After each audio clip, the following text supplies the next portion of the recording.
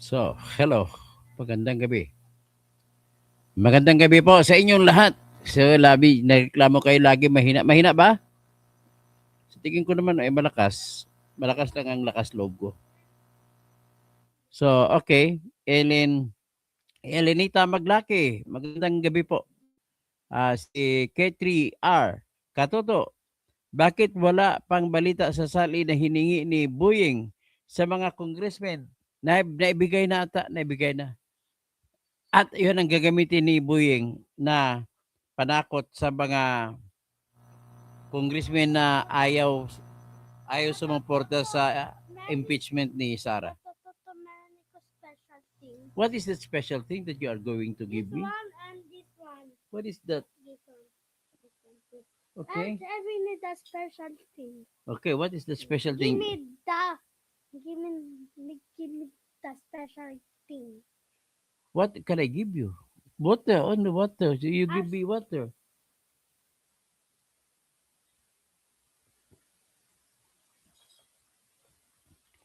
So si Teachers Pet TV, North Carolina, USA. Magandang gabi po. Bago ang lahat mag-umpisa, mag-ipon tayo ng crowd. Mag-music muna tayo. Ang paborito kong musika para kay Sara. Sara, wala nang iba. Yeah, para maasar mga congressmen. Sara, wala nang iba. Sara lang pag-asa. Sara, siya lang makapakulong. Mga kontraktor ubusin niya.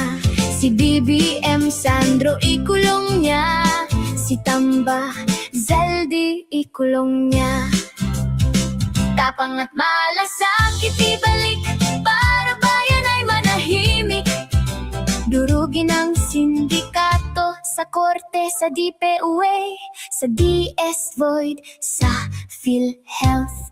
Okay. Pasundan natin ng tugtog na isa pa. Yung kanta na popular, tuno, pero yung liriko ay akong gumawa. Pakinggan natin.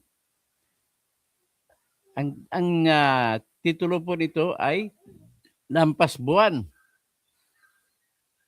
Yan, pagnanakaw na lampas buwan. Para kay BBM at sa mga congressmen na boboto mamaya bukas.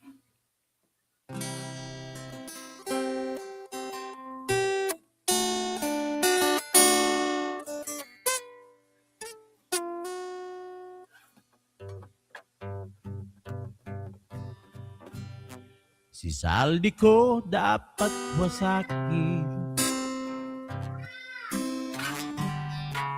kahit na siya'y di bahagi. Siya kayong igigisa. Sana ay katayin na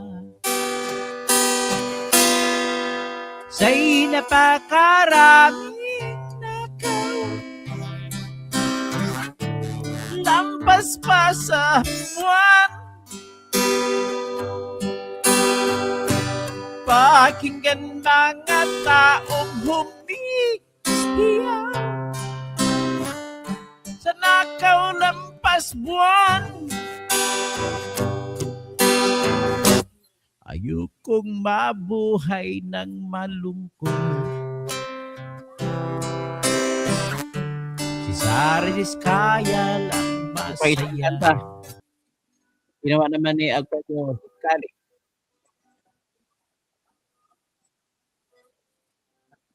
Para sa ating programa pero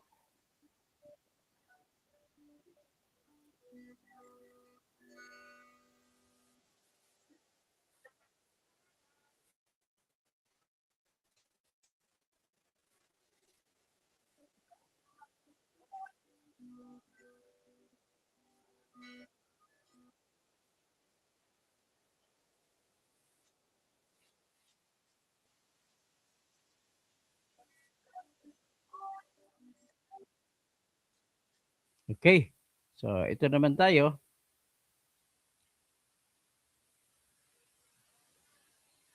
Tirador.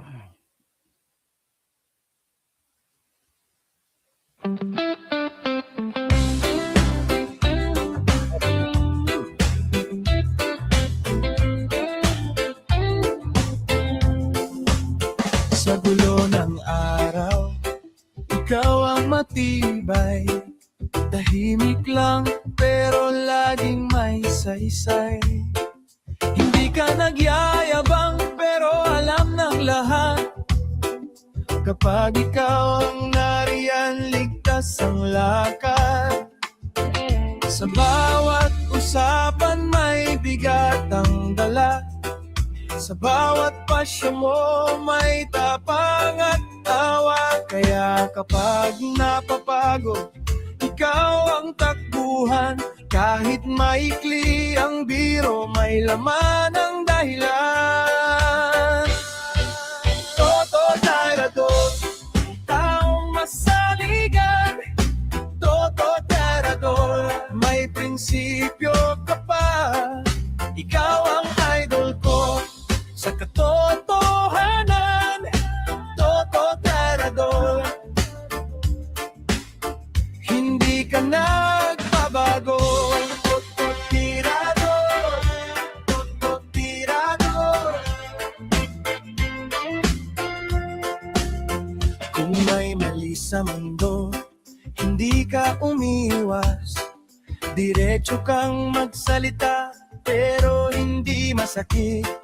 May dignidad sa tingin, may linis sa kilos mo. Kaya sa gitna ng ingay, ikaw ang totoo. Sa bawat pagkakataon, alam ko ang sagot. Dahil ang pangalan mo ay may kasamang loob. Kung may sasandalan ako, ikaw ang pipiliin. Dahil sa mga salita mo may gawa't paninindigan.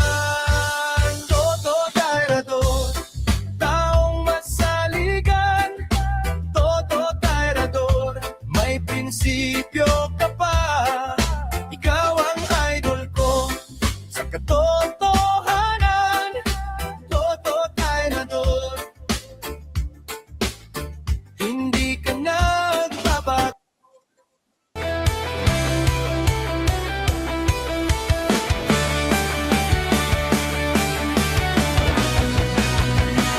Sa Pilipinas, kilala ang tindi. Hindi kayang bayaran ni numan ang kanyang prinsipyo. Kapag may inaapi, siya ang nariyan. Kapag may bayaran, siya ang hadlang. Hindi siya tiklop sa pananakot ng iilan. Hindi siya alila ng sino mang mayaman. Kung ang kapangyarihan nila ay inaabuso, hinahawi niya yan mano-mano. Kapag ang taong bayan ang nasasakal, siya ang unang sumusugot, tumatagal. Hindi perang sukatan ng halaga, kundi kung sino ang lumalaban para sa masa. Toto kasing tirador, toto kasing tirador. Kakampi ng naaapi, kalaban ng sakim na mandarambong. Toto kasing tirador, toto kasing tirador. Hindi kayang bilhin ang puso niyang matibay.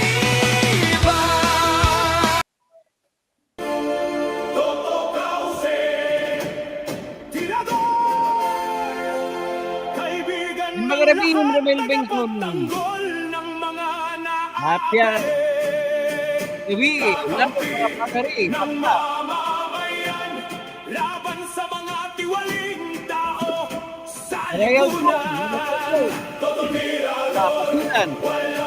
Tulo. Kay Mabuting kaibigan, mahirap na Buenas. kaway. Walang Buenas noches. ang katotohanan. Ako Diyos. Buhay niya ay Para. para sa Eh. bayan. Tugin.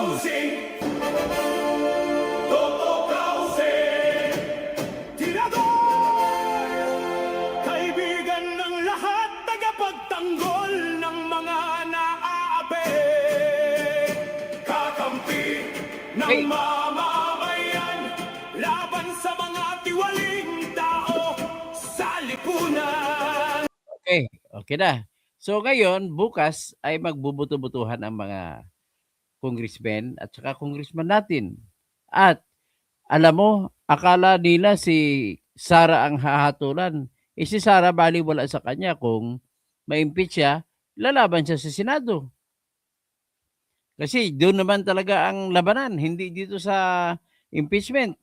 Ngayon, mas malaki ang nakataya sa mga congressmen kaysa kay Sara. Unang-una, alam naman ng mga congressmen at alam naman ng mga karamihang mga tao, hindi lang kasama diyan si Greg Babaran, alam naman nila na walang kalaban-laban si Sara kung doon siya humarap sa Kongreso. Lahat doon kakampi ng kalaban niya. Kakampi ni Sandro na siyang may unang-unang gusto na matanggal si Sara pagka Vice President. So ngayon si Sara dahil alam na, siyempre, kung ako naman ang abogado niya, simple lang yan. Mamili ka kung saan ka komportable. Saan ka mas malaki ang chance. Di sa Senado na ako lalaban, mas malaki chance ko dito. Siyam lang na boto kailangan ko. Actually, siyam na senador lang, hindi na kailangan buboto. At ang siyam na yan ay hindi na buboto, abstain na lang. Panalo na si Sara. Ganun lang po, simple ka mathematics. So, under trial, ang mga congressman at congresswoman natin bukas. Bakit? Una, maaring magiging dahilan ng kamatayan ng kanilang karera sa politika ang boto nila bukas. Ganito po yun. Kung boboto sila laban kay Sara, hindi na sila pwede sumali sa PDP laban sakasakali manalo si Sara sa pangpanguluhang halalan sa 2028. So iyan ang pinaka-problema ninyo na mga congressmen. Kaya kayo po ang hahatulan bukas, hindi Sara. Ang hatol sa inyo depende sa inyong boto. So ganun po, that's number 1. Number 2, nagsalita po mga member ng Iglesia ni Cristo.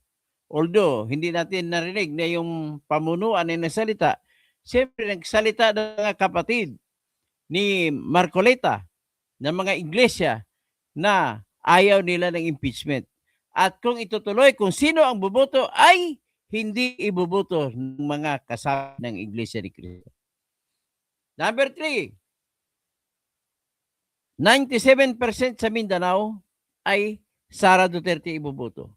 Sabihin na natin 50% sa Visayas kay Sara Duterte iboboto. Kaya lahat ng tatakbo, lahat ng boboto laban kay Sara, tatandaan namin yan at hindi na sila iboboto ng mga DDS.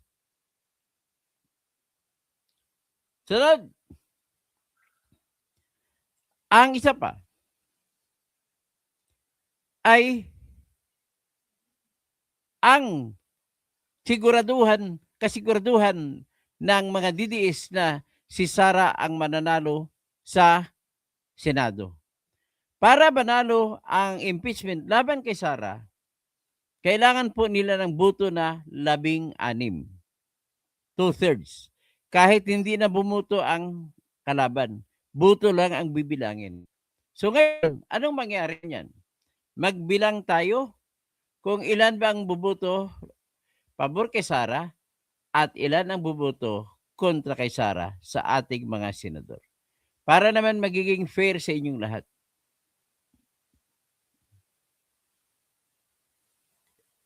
Ay, sorry. Ito po. Ilabas ko ang listahan ng mga senador. Magbilang tayo isa-isa. Ito, tingnan ninyo, mga listahan ng senador.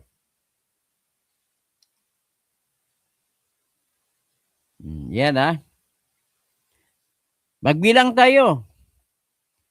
Si Paulo Benigno Bam Aquino, saan siya boboto? Sabi natin kontra Sara siya. O, 1. 1 ang kontra, o isang boto laban kay Sara. Si Alan Peter Cayetano, saan boboto? Duarte.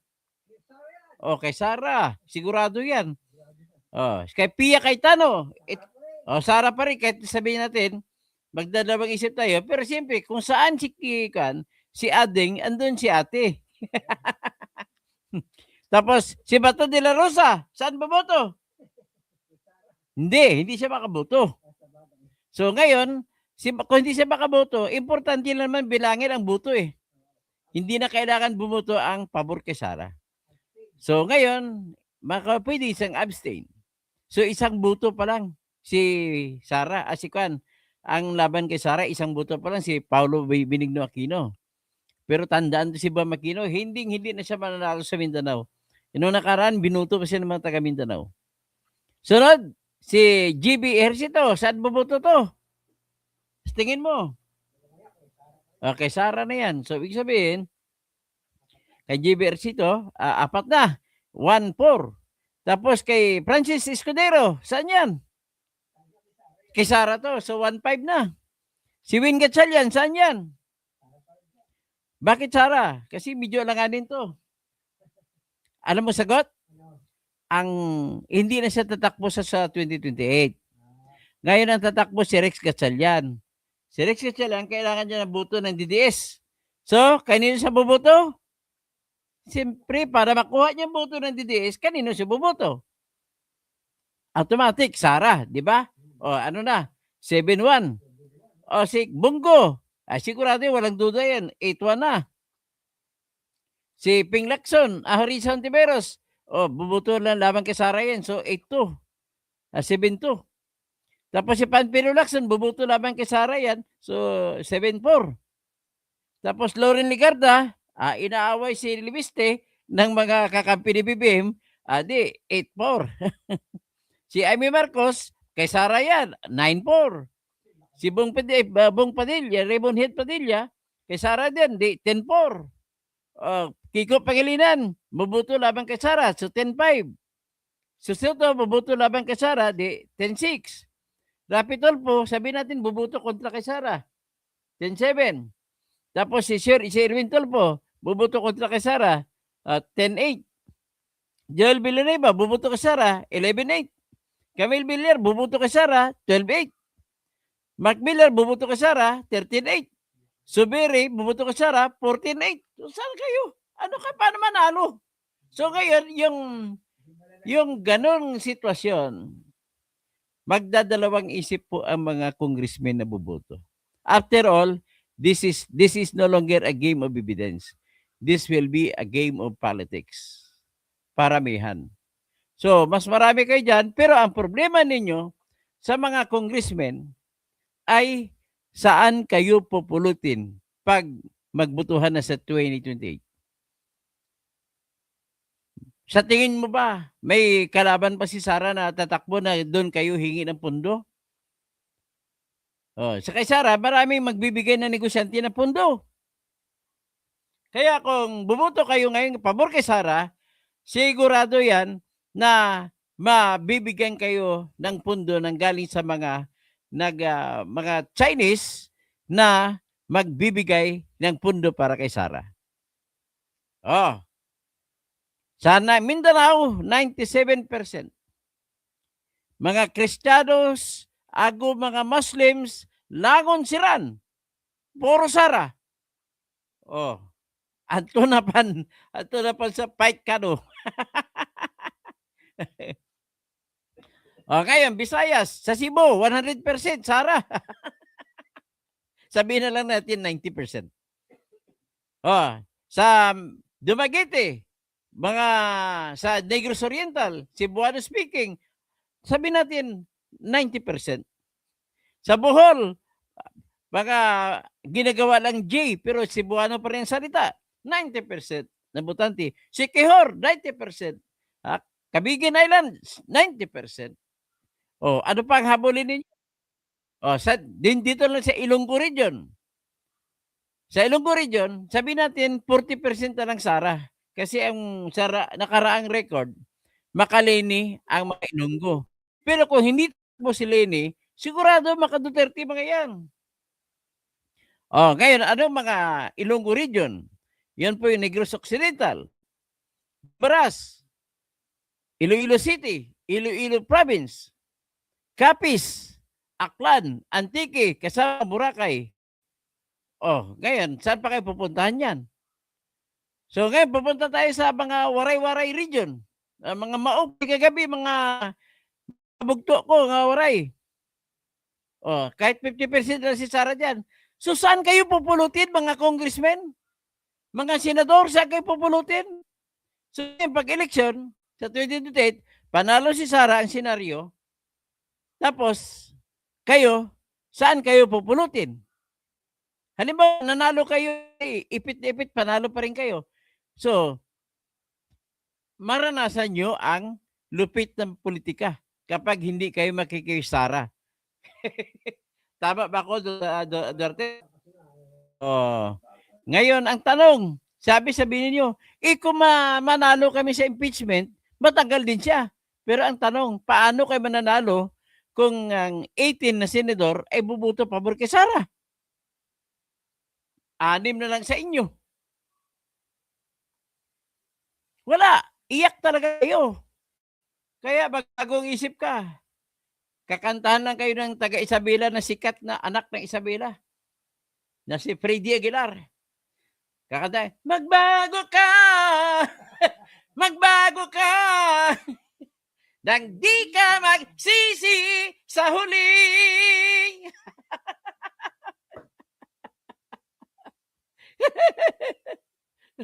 Oh. Politika lang lahat ito. Kaya nga tawag na political eh. Kahit na walang kwentang ebidensya. Ang ebidensya, ginagamit lang yan pang panimula. Pero kung magdesisyon na kung gagamitin mag ebidensya o hindi, politika ang mananaig. Okay? Ganun na ho kasimple. So, ang kinatatakutan dito ay si Sara talaga. Kasi unang-una, hindi matatalo si Sara sa Senado. Ngayon, sabi niyo malakas ebidensya, baka magbago isip ng mga senador. Ito naman po masasabi ko sa inyo. Isa-isahin natin ang ebidensya. Duarte, makinig ka. Ano bang ebidensya sa kaso na confidential fund? Sige nga. Anong ebidensya nila? Yung mga resibo lang na Birigis Piatos. Lahat na resibo, piki, pangalan. Yan ang unang ebidensya nila. Pangalawang ebidensya nila, yung may tinatag na notice of disallowance na pinalabas ang Commission on Audit na pinapasauli kay Sara ang 73 million sa mula sa 120 to 25 million na confidential fund. At bago pa na notice of disallowance na pinapasauli ang 375 million. Ngayon ang tanong, sa patas na pagtingin ng utak ng mga tao na judge yung hindi yung politika, ha? Tanggalin natin yung politika. Ano kaya sa tingin mo? Pwede ba magagawang pruwiba yan? Pwede magagawing ebidensya yan, Duarte? Na para sabihin na nagnakaw si Sara? Siyempre, hindi. Itong paliwanag ko kung bakit hindi pwede gamitin. Ang notice of disallowance po ay isang utos labang o judgment call o paghahatol ng Commission on Audit na ang resibo na sinumiti nila ni Sara ay hindi nila tinanggap. So kung hindi nila tinanggap, ay ipasauli kay Sara ang pera. Eh ngayon, kung sisauli pa ni Sara ang pera, wala nang guilty. Ibig po, nakakahiya sa congressman para sabihin lang guilty si Sara kung notice of disallowance lamang ang dahilan. Kasi hindi lang kinilala ang resibo. So next, ang opisyal na proseso, kapag may notice of disallowance Duarte, anong mangyayari? Meron pang, pwede pa mag-apila si Sara sa Supreme Court. Hindi pa sigurado, babalik tayo pa na Supreme Court. So nakakahiya para sa mga senador na sasabihin nagnakaw si Sara dahil ang notice of disallowance ay inaapila pa sa Supreme Court. Tapos may tinatawag na sub judice. Kapag nasa kamay na ng korte ang kaso, hindi nila pwede pangunahan. So kaya, dyan pa lang, babaliwala na ang kasong confidential fund. Ngayon, gagamitin nila, wala silang ebidensya para patunayan na ninakaw ni Sara dahil hindi nila magagamit ang notice of disallowance, pwede nila gamitin ang Ramil Madriaga. Ano naman ang makukuha ng ebidensya kay Ramil Madriaga? Unang-una, wala. Bakit? Ang salita niya, puro butas-butas, walang dapat kung magsalita ka, bigyan mo ng suporta ng ebidensya para paniwalaan ka. Ang problema sa kanya, puro salita lang. Walang ebidensya binigay. Biro mo, naalala niyo ba? Di ba, Dorothy? At pinatawag daw siya ni Colonel Dennis Nolasco noong Pizza 20 ng Desyembre noong 2022. At nang dumating siya sa Department of Education, nakita niya si Colonel Dennis Nolasco. Ayon sa kanya yan. Pagkatapos, nag-antay sila hanggang alas 3 ng hapon. Dumating si Colonel Raymond Dante La Chica galing sa Land Bank. Nag-withdraw ng 125 billion. So, sabi ni Madriaga, pinakita daw ni La Chica ang pera, 4 na duffel bag. Ang halaga na naman ng isang duffel bag na malaki ay military duffel bag yun ay 33 million hanggang 35 million. So magkano bang withdraw? Kasi 125 billion. So ilan ang tag 33 sa 4 na duffel bag? Nga, Duarte. Di simple lang, 4 times 33. Anong sagot? 4 times 30, kung 30 million lang is 120. May sobra pa na 3 million bawat sako. 3 times 4, 12. 12 plus 120, 132. Oh, hindi yun kasi 125 lang pinag-usapan. Ang layo. Tapos, wala pa si Sara doon. Anong ebidensya niya nga na si kay Sara nang galing yun? Saka sakaling totoo siya sabi niya. Pagkatapos sinabi niya ihatid sa bawat sa 4 na pupuntahan. Akalain mo sinabi ihinatid daw sa Laguna, sa Technopark, sa mayor, hindi naman pinangalanan ng mayor. Tapos, hindi naman sa mayor ihinatid, sa tauhan pa ng mayor. Ikaw ba nagde-deliver ka, Duarte, ng 33 million? Payag ka ihatid mo na sa iwan sa tao na hindi mo kilala? Sabi, tao po ako ni mayor. Kung ako yung naghatid, kisiyuda, tao ko ni mayor. Asan si mayor? Gusto si mayor tatanggap dito. Ganun na kasimple. Ako magbabayad dito kapag mapunta sa ibang pera. So, tapos pumunta daw siya noong December 20 rin, doon sa Timog Avenue Bar. Na bar na yun, na pag-ari ni Attorney Ed Chico, yung komedyan na si Attorney Chico. At doon na si Attorney Raymond Monsayak. Reynold Monsayak, hinakaklase ni Sara sa San Sebastian College of Law. Tapos sininyasan lang daw siya na sa pintuan siya, ihatid mo sa taas. Pwede ba ganun ang ganun lang? Kasi 33 million ang pinag-usapan. Hawak niya yung ay, kamango-mango sa inyo. Kamango-mango. Kamango-mango. Bubo, ibig sabihin ng mango, bubo. Oh. So ngayon, pagtapos yan, sinabi niya, naghatid pa daw siya sa Jordan Plains Subdivision. Diyan sa sa Novaliches, Quezon City. Alam ko kasi diyan ako dati nagtatrabaho sa Jordan Plains . Nung engineer pang trabaho ko, engineering, diyan ako nagtatrabaho. So, hindi naman pinangalanan kung sino sa Santiago family ang pinagbibigyan niya. Di ibig sabihin, walang ebidensya si Tikalon. Si Tikalon? Butbutan. Ibig sabihin, sinungaling. Wala man si ebidensya. Wala man lang screenshot. Putang ina naman. Ikaw Duarte, screenshot mo lahat na deliver mo para protection mo. Baka hanapin sa iyo. Putang ina naman. Klaseng tao ito. Sinisilid mo kami sa bulsa mo . Pagkatapos, naghatid ka pa daw kay Ryan Kilala, pang-4 na delivery. Nahinatid mo sa parkingan ng ombudsman. Wala ka namang ebidensya, hindi mo naman kinuna ng litrato. Ay, nako. Naghatid ka sa hearing mo, hindi ka man lang naghatid. Ng ano, hindi ka napakita ng litrato. Ay, tikalon. Okay? So ngayon, kahit sabihin natin totoo yun, Duarte. Ang tanong, sino pinagbigyan niya? Si Sara ba? Sagot, hindi. Ibang tao binigay. So, walang pruwiba na nagnakaw si Sara sa confidential funds. So, tumba na yan. So, kung walang pruwiba, natural, ang kakampi mo ng mga senador ay proud na proud sa iyo, ibubuto ka. Kasi wala kang ebidensya na nagnakaw ka. Okay, punta natin sa isang akusasyon. Ang isang akusasyon na matindi ay nagkamal daw si Sara ng salapi. Umabot ang transaksyones sa 6.77 billion pesos sa loob ng 20 years, 2005 hanggang 2005. Man, ano ba kayo? 20 years na ngayon eh. Ang haba ng panahon. So ngayon, sabihin na natin, 6.7 million. Ang teorya nila, hindi may paliwanag ni Sara kung bakit ganun kalaki ang transaksyones na dumaan sa kanyang mga bank accounts pati kay Mans Carpio. So kung hindi mapaliwanag, ang sabi nila ay hindi may paliwanag ni Sara kung paano siya nagkaroon ng pera.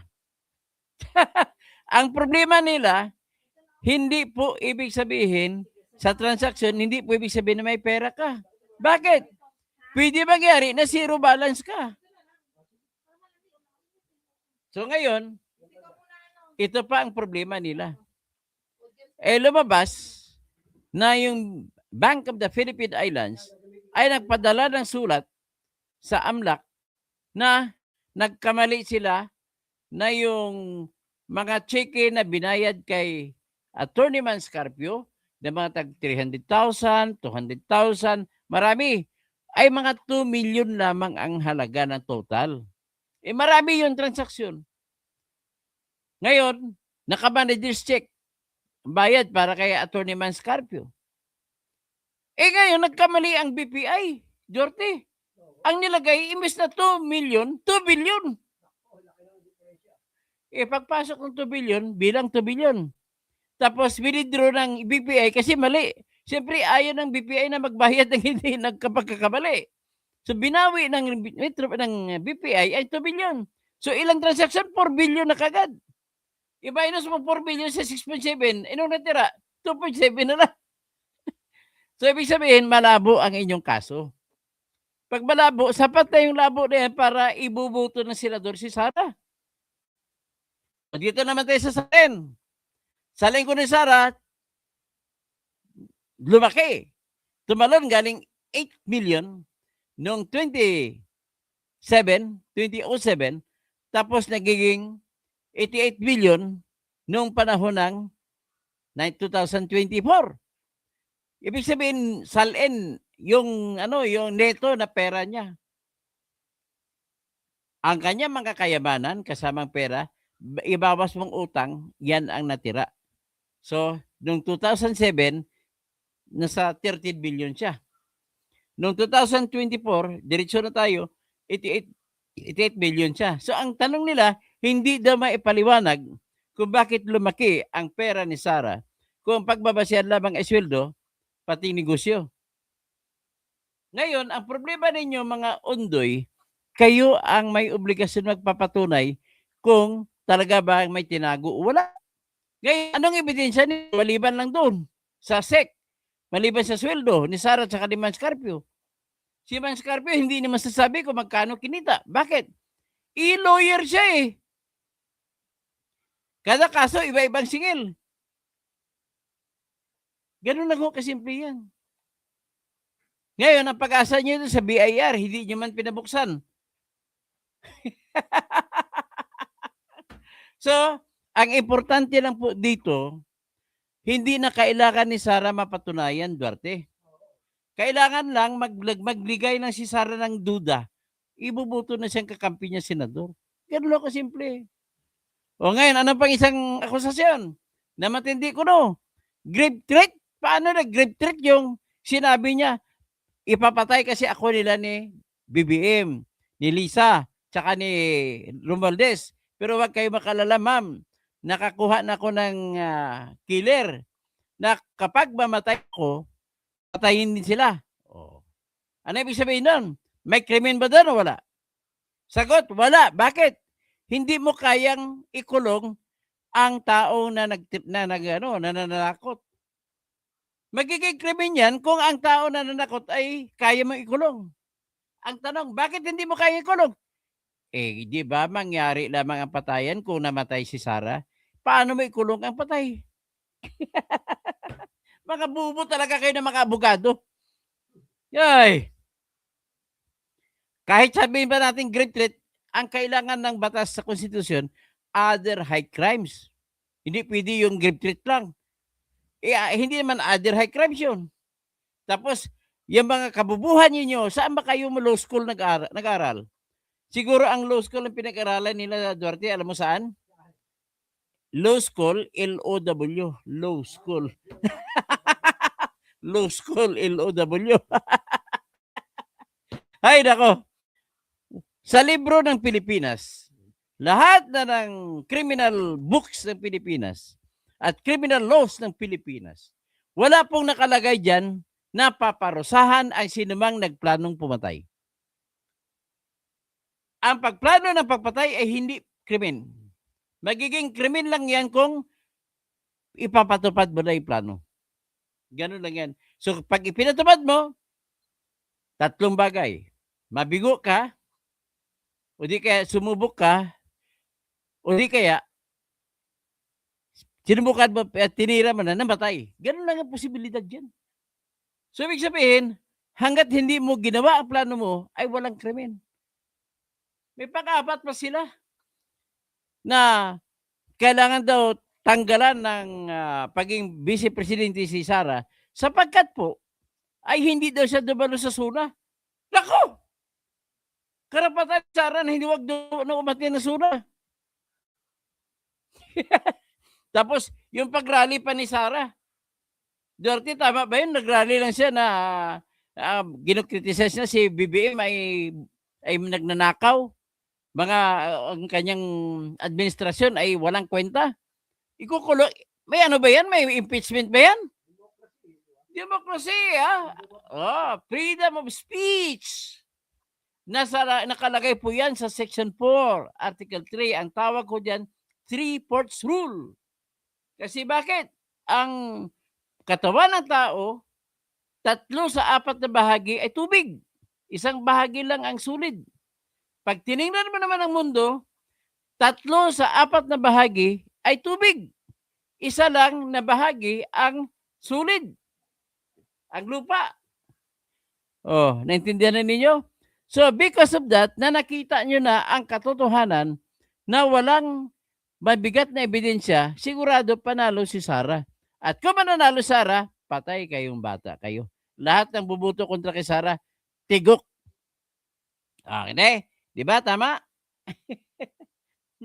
Bahala kayo kung ano masasabi nyo kontra sa akin. Ang mga malita sa inyo lang yan. Wala kay Duterte malita.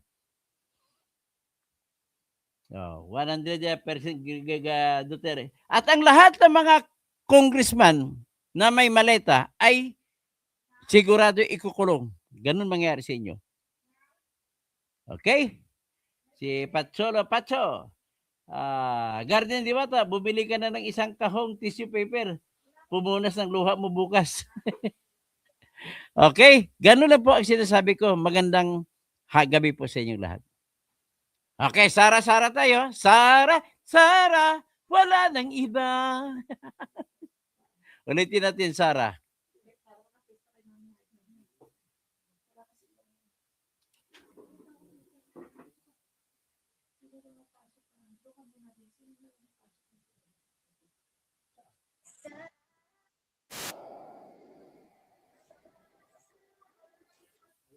Ito, si Sara.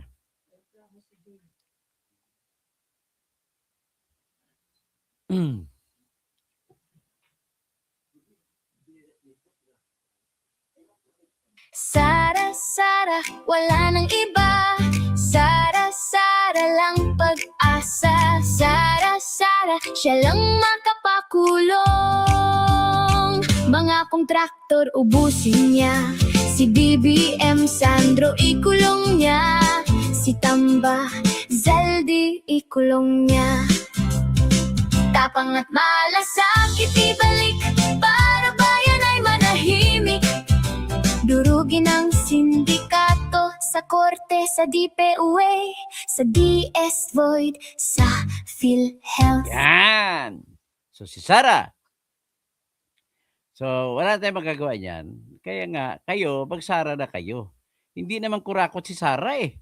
Kwento lang yan kwento lang naman makakaliwa yan eh.